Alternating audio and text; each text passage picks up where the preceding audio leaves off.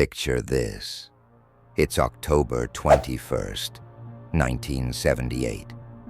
The sun is setting over Melbourne, Australia. A 20-year-old pilot named Frederick Valentich walks briskly toward his Cessna 182L at Moorabbin Airport. Frederick is not an amateur, but he's no grizzled aviator either. With just 150 hours of flying experience under his belt and a dream of a future in commercial aviation, this particular flight is supposed to be routine. Just a quick jaunt across the Bass Strait to King Island, Australia. But what happens next will plunge Frederick Valentich into the annals of one of the most chilling aviation mysteries of all time. At 6:19 p.m., Valentich takes off. The air is crisp. The sky is fragmented with twilight clouds, but visibility is good. Over the plane's radio, Frederick is calm and professional, following his flight plan step by step as he heads southward. His planned flight should take about an hour, with clear skies for his landing. By 7:00 p.m., Frederick is somewhere over the deep and dark waters of the Bass Strait, one of the most turbulent and treacherous sea passages in the world. But at precisely 7:06 p.m., Frederick's tone, once calm, shifts. He radios Melbourne Air Traffic Control with an unusual request. He asks, "Is there any known aircraft 5,000 feet below?" The controller answers simply, "No known aircraft." Frederick then describes something bizarre. He says there's a large, unknown aircraft about 1,000 feet above him, a craft with 4 bright lights. It's metallic, shiny. It's moving incredibly fast. Too fast for any known plane at that time. The Melbourne Air Traffic Controller asks for confirmation, voice heavy now with curiosity and concern. Frederick says yes, it's just above him, and that it seems to be playing cat and mouse, disappearing and reappearing in flashes. He states that it's not an aircraft he recognizes, that it's not behaving like one. The craft is reportedly orbiting around him, unsettlingly close. For nearly 5 minutes, Valentich continues describing the phenomenon. The words come faster, almost in breathless bursts, pairing wonder and fear. Lists of details, mesmerizing green lights, the blinding metallic reflection, the inconceivable speed. It's all spiraling into an escalating tone of dread. But what makes this so strange is not just Valentich's eyewitness report. It's what happens next. At 7:12 p.m., his voice cuts through the static again, sharper now.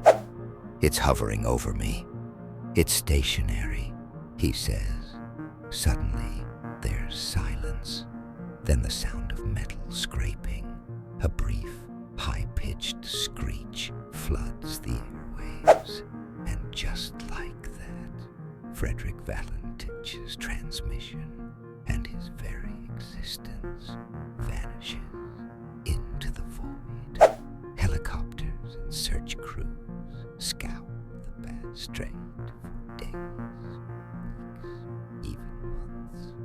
Not a trace of Frederick's Cessna is ever recovered.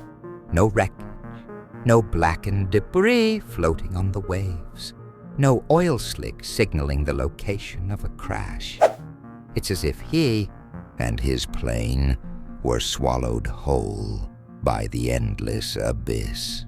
But oddly enough, despite the exhaustive search, witnesses come forward with their own accounts. Some claim to have seen unusual lights in the sky over the Bass Strait that very night. Others claim to have seen shimmery, disc-like objects darting across the aerial expanse. Were they corroborating Frederick's claims, or merely caught up in the intrigue? Frederick Valentich's disappearance became a catalytic enigma in both aviation and paranormal circles. Official paperwork chalked it up to engine failure or pilot inexperience. The authorities suggested that he might have become disoriented, flying upside down without knowing it, and that the lights he described could have been his own aircraft's reflections bouncing off the ocean. But this explanation didn't sit well with those who knew Frederick as a meticulous pilot, or those who listened to the radio transmissions replayed in speculative documentaries years later. Then there's the mysterious craft.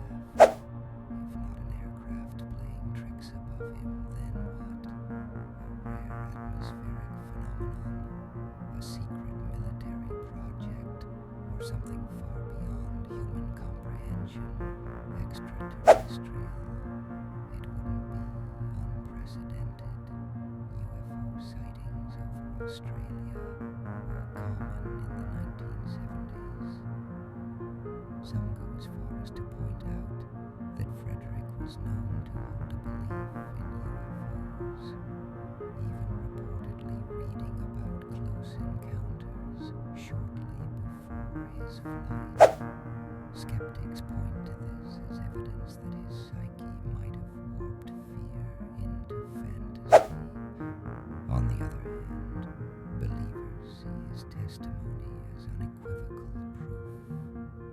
Decades later, a cruel twist added yet another layer to the mystery. An engineer hiking a remote coastline unearthed a fragment of metal roughly matching that from Frederick's model of aircraft, but no serial numbers, no forensic confirmation.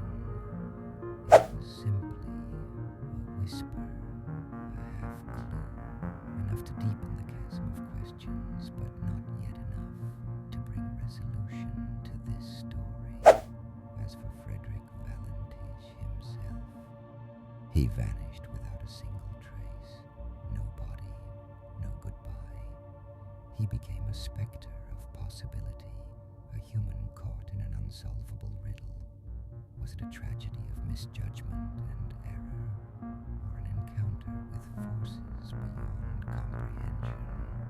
And if aliens or an experimental craft were involved, what exactly did Frederick Valentich see in those haunting final moments on October 21st, 1978?